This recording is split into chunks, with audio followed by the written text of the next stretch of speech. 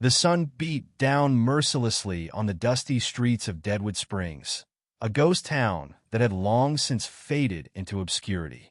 Only the crumbling remnants of saloons, general stores, and abandoned mines stood as testament to its former glory. A lone figure, cloaked in shadow, emerged from the shimmering heat haze. His face was obscured by a wide-brimmed hat, but his eyes, cold and calculating, seemed to pierce the very heart of the town. He was a gunslinger, a man haunted by a past he couldn't escape. His name was unknown, his reputation shrouded in mystery. They called him simply the Stranger. He had come to Deadwood Springs drawn by rumors of hidden treasure, a last desperate gamble to escape his demons. The Stranger wandered through the deserted streets, his boots kicking up clouds of dust. The town was eerily quiet, save for the occasional creak of a weathered wooden board or the mournful howl of a coyote in the distance. He passed abandoned buildings, their windows dark and empty, like vacant eyes staring out at the desolate landscape. As he approached the center of town, he noticed a small saloon standing out among the ruins. Its doors were slightly ajar, and a faint flicker of light could be seen from inside. The Stranger hesitated for a moment, then pushed the door open and stepped inside. The saloon was a dusty, forgotten place, its once vibrant atmosphere replaced by a sense of decay. Cobwebs hung from the ceiling, and the wooden bar was covered in a layer of grime. A single, flickering lantern provided the only illumination, casting long, dancing shadows across the walls. Behind the bar stood a grizzled old man, his face etched with lines of age and hardship. He looked up as the Stranger entered, his eyes narrowing in suspicion. "Well now," he muttered, "ain't seen a stranger around these parts in a mighty long time." The Stranger nodded curtly, taking in the saloon owner's tattered vest and the silver star pinned to his chest. "You the sheriff?" he asked, his voice low and gruff. "Was," the old man replied, spitting a wad of tobacco into a nearby spittoon. "But that was before the gold ran out and the devil himself took up residence in this forsaken place." The air was thick with the scent of stale whiskey and regret as the Stranger moved closer. "I'm looking for information," he said, his eyes searching the room for any signs of life. The sheriff leaned heavily on the bar, eyeing the Stranger with a mix of curiosity and caution. "Information? About what?" "The treasure," the Stranger said, his voice barely above a whisper. "The one they say is buried here." The sheriff's gaze hardened, and he slammed a gnarled hand on the bar. "Treasure's just a story, mister. Nothing but a myth to keep the hopeful fools coming. Only thing you'll find in Deadwood Springs is a bullet in the back if you go poking around where you shouldn't." The Stranger's hand hovered near his holster, but he didn't draw his weapon. Instead, he offered a knowing smile. "I've been a fool before, but I've also been the one to find what others thought was lost."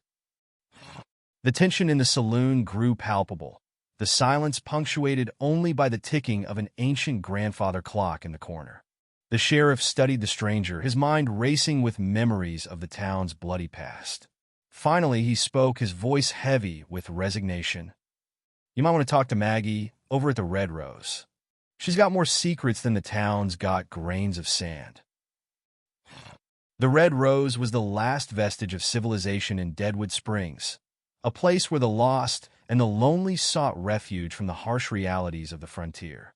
The Stranger found it at the edge of town, a sad, red-painted building with a faded sign that promised warmth and companionship. Maggie, the town prostitute, was a woman whose beauty had been chiseled away by the harshness of her life. Despite her hardened exterior, there was a softness in her eyes that spoke of a soul longing for redemption. She looked up as the Stranger entered, a hint of surprise flickering across her face. "What brings you here, handsome?" she asked, her voice smoky and inviting. The Stranger didn't mince words. "I'm looking for the treasure," he said, tossing a gold coin on the small table between them. Maggie's eyes lit up at the sight of the gold, but she didn't reach for it. "The treasure, you say? There's more to that than you know." She leaned in closer, her voice dropping to a conspiratorial whisper. "But I might be willing to help. For the right price." The stranger met her gaze, his own eyes unreadable. "I've got more than gold," he said, hinting at the darkness that lurked within him. "What's your price?" Maggie studied him, her expression shrewd. "I want out of this hellhole," she said finally. "Find me a way to leave Deadwood Springs, and I'll tell you everything I know." The stranger nodded slowly, understanding the desperation in her voice. "Fair enough," he said, sliding the coin back into his pocket. "But I need your word. No double-crossing." Maggie leaned back in her chair, her hands folded in her lap. "You have it," she said solemnly. "But beware, the treasure isn't just gold and jewels. There's a reason this town is cursed." The stranger's curiosity was piqued, but he didn't let it show. "I've faced worse than curses," he said, his voice flat. "Tell me about it."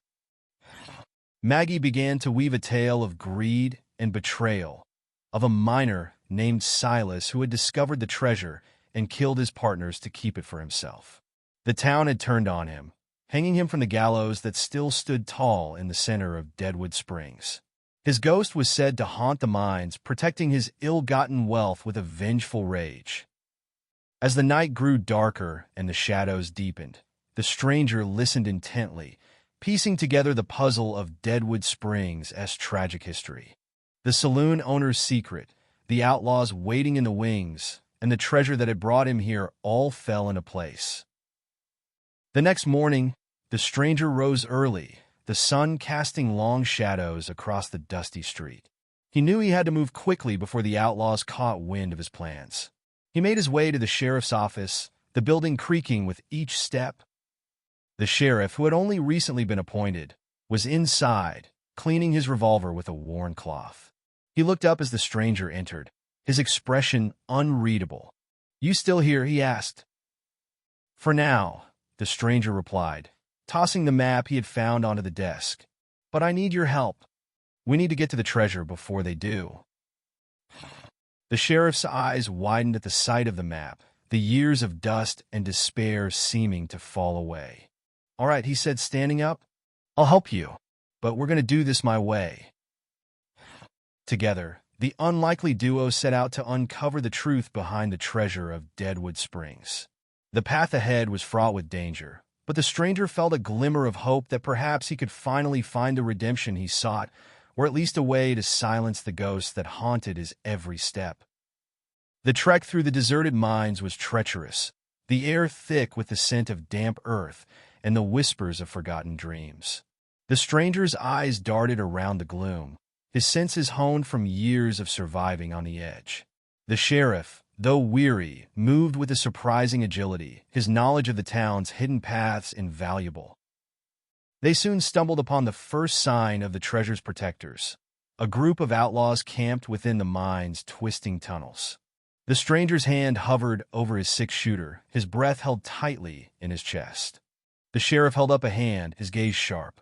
"We'll have to be careful," he murmured. "These are desperate men."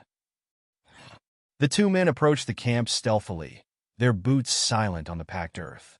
The stranger's eyes narrowed as he recognized the saloon owner among the gang, his cunning smile belying the greed that fueled his actions. The tension grew as they listened to the outlaws' plans, confirming their suspicions of a coordinated effort to claim the treasure for themselves. A sudden shout echoed through the mine, shattering the stillness.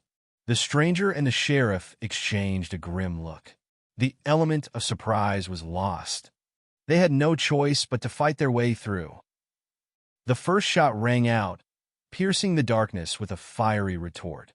The outlaws scrambled to their feet, weapons drawn. The stranger moved swiftly, his pistol ablur as he took down two men with unerring precision. The sheriff followed his lead, his own gun blazing a trail of justice. The battle was fierce, the air filled with the acrid smell of gunpowder and the cries of the dying. Bullets ricocheted off the mine's walls, casting a deadly ballet of light and shadow. The stranger turned to the sheriff, his eyes haunted. "We need to find the treasure before it's too late," he said, his voice tight with urgency. "For Deadwood Springs, for Maggie, and for ourselves." The sheriff nodded, his expression resolute. "Let's end this," he said, gesturing towards the deepest part of the mine. "Once and for all." Together, the unlikely duo ventured further into the bowels of the earth, the whispers of the lost souls of Deadwood Springs seeming to grow louder with each step. The stranger could feel the presence of Silas, the vengeful spirit of the town's founder, his anger a palpable force in the stifling air. As they reached the chamber where the treasure was said to be hidden, the sheriff paused, his hand trembling slightly. "This is it," he murmured. "But remember, the price of greed is steep." The stranger nodded, his own hand tightening around the grip of his pistol. They stepped into the chamber, the light from their lanterns reflecting off the gleaming treasure piled high. But amidst the gold and jewels, they found something far more valuable, the truth of what had really brought the town to its knees. And with that revelation, the stranger faced a choice that would determine not only the fate of Deadwood Springs, but the course of his own redemption. The treasure glinted in the flickering lantern light, beckoning them with its allure. But as the stranger approached, he heard a faint whisper, a spectral echo of Silas' tormented soul. The sheriff's hand tightened on his badge, his eyes reflecting the same haunting doubt. "This isn't just gold," he murmured. "It's a curse, and if we take it, we'll be cursed as well." Ignoring the whispers, the stranger reached into the pile, his hand closing around a heavy bag. The moment he lifted it, the chamber began to tremble, the ground shifting beneath their boots. The sheriff's eyes widened in terror. "We've disturbed something," he yelled over the growing rumble. "We need to get out of here." They stumbled back through the mine, the earth groaning in protest. The stranger's thoughts raced as he considered the consequences of his actions. The town had suffered enough. He didn't want to add to its burden. The treasure felt like a lead weight in his hand, the price of his freedom suddenly too high to bear. As they emerged into the dusty street, the tremors grew stronger, the town quaking as if in a feverish nightmare. The townsfolk, roused from their slumber, stumbled out of their homes, eyes wide with fear. The stranger knew he had to act fast. He turned to the sheriff, the bag of treasure at his feet. "Take Maggie and the others," he said, his voice firm. "Get them out of here. I'll deal with Silas." The sheriff hesitated, his weathered face a mask of doubt. "What are you planning?" The stranger's eyes met his, filled with a solemn resolve. "I'm going to give him what he wants," he said, gesturing to the treasure. "An end to the cycle of greed and violence." The sheriff nodded, understanding dawning in his eyes. "Good luck," he murmured before disappearing into the chaos. The stranger strode towards the gallows, the tremors growing more violent with each step. The ghostly figure of Silas materialized before him, his spectral noose swaying in the wind. The stranger tossed the bag at the phantom's feet. "Take it," he said, his voice carrying over the din. "Let the town be free." For a moment, the air was still. Then, with a shriek that seemed to tear the very fabric of reality, Silas reached down and grabbed the bag. The earth stopped trembling, the air grew quiet.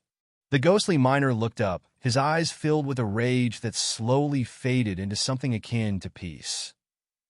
The stranger watched as the spirit vanished, the treasure disappearing with him. The town was still, the only sound the distant wail of a coyote. He knew he had made the right choice, but the cost was heavy on his heart. Turning away from the gallows, he mounted his horse, the wind whispering through the streets of Deadwood Springs. The town was no longer, the ghosts of his past laid to rest. As he rode off into the sunset, the stranger felt the first stirrings of something he hadn't felt in a long time. Hope.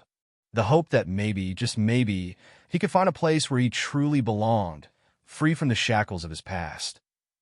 The story of the treasure of Deadwood Springs became a legend, a cautionary tale whispered around campfires.